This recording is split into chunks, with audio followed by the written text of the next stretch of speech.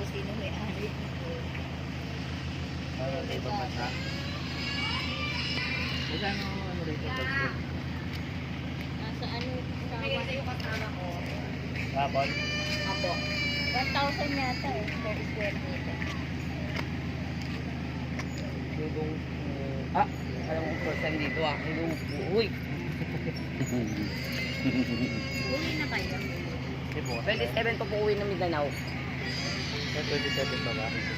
Morning, kailangan ang mga 1 ng gabi is airport na po ako. Kasi mag-check-in pa po ako. Naka-check-in ka ba sa hotel?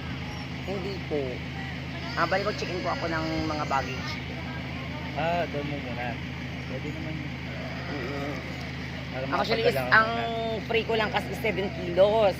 So, bibili pa ko ng mga gamit ko dito. Yung labas sa kilo ko is babayaran ko pa yun.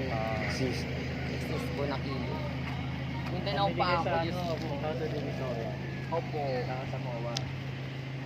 Hello guys, ito yung resort nila Daddy Hera sa may Sambales, Lawag Sambales. So, today is pauwi na kami papuntang Maynila. So, bali 3 days kami dito. Dumating kami dito nung Saturday.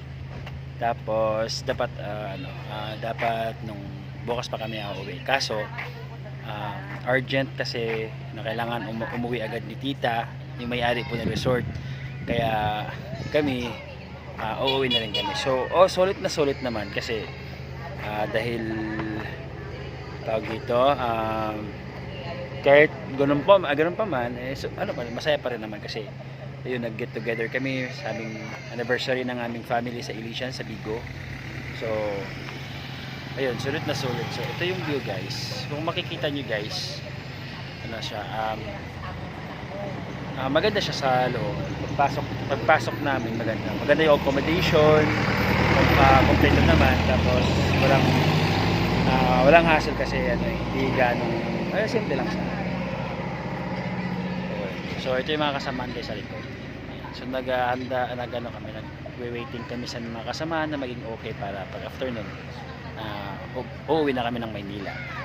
So ayun, parang okay na yata. Mga 1 week na sa Aurora.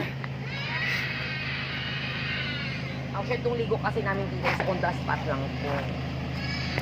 Ay, See ya.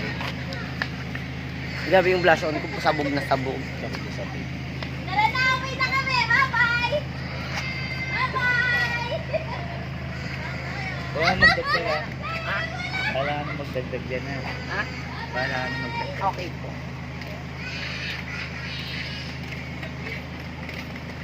So ito guys, uwi na kami. Alas na kami guys. Yan, alas na kami. Ano yan? Wait na, may nakawag isa? Uy, respect na sa mga single dito. Oy! Angkat! Go.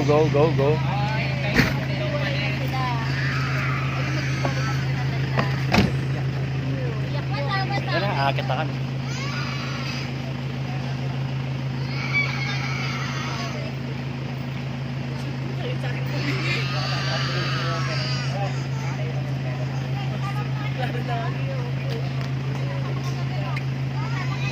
Mio na. Dito sa isang to.